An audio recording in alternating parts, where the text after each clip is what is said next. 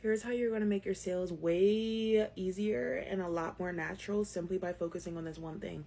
And if you follow this, it's actually going to be really beneficial to your business and your sales. I have been doing this, and when I found my people, that's the key. When I found my people, sales became so much more easier. It's like I would rather have 1,000 people who are curated to be in my audience, people who are like meant to be there, rather than trying to speak to 1,000,000 people who don't really want to be there. That's how you actually increase your sales, and I'm going to show you how to do it too. So you're going to find your people. One, I always start with the product that I am selling. So this example, we're going to do an ADHD planner or an ADHD journal, and then maybe like a bundle. I know there's some people who are selling this, so I think it'll be helpful for them.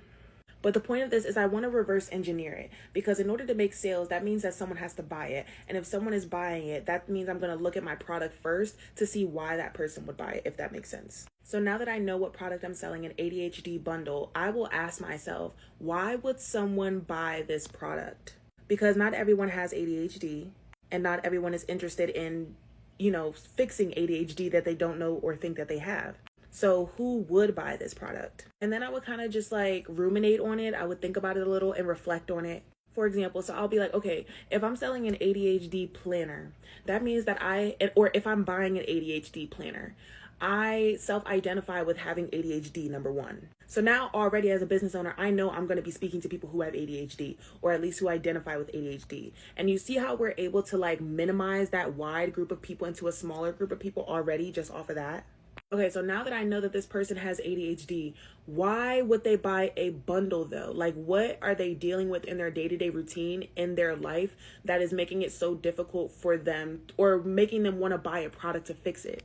So then I would think on that, and I would be like, okay, well, I know if I was buying an ADHD journal or bundle, it's probably because, one, I identify as having ADHD, but in my daily life, I'm probably having a hard time with just like keeping all of my thoughts together and in check. And maybe it makes me feel like super out of control, because it seems like I'm always at the mercy of my thoughts, and I can never really seem to focus or get anything done. Or, then I start feeling guilty for not being productive. And, then I know, well, maybe I shouldn't feel guilty. I know I have ADHD, but it's like, damn, if I could just really find a way to, I don't know, if I could just wake up in the morning, know exactly what I'm going to be doing that day, exactly what my day is going to look like, exactly what the plan to follow for that day is, I'll probably get a lot more done. Because right now I'm trying to do it all on my own, and I'm kind of just at the mercy of my own brain.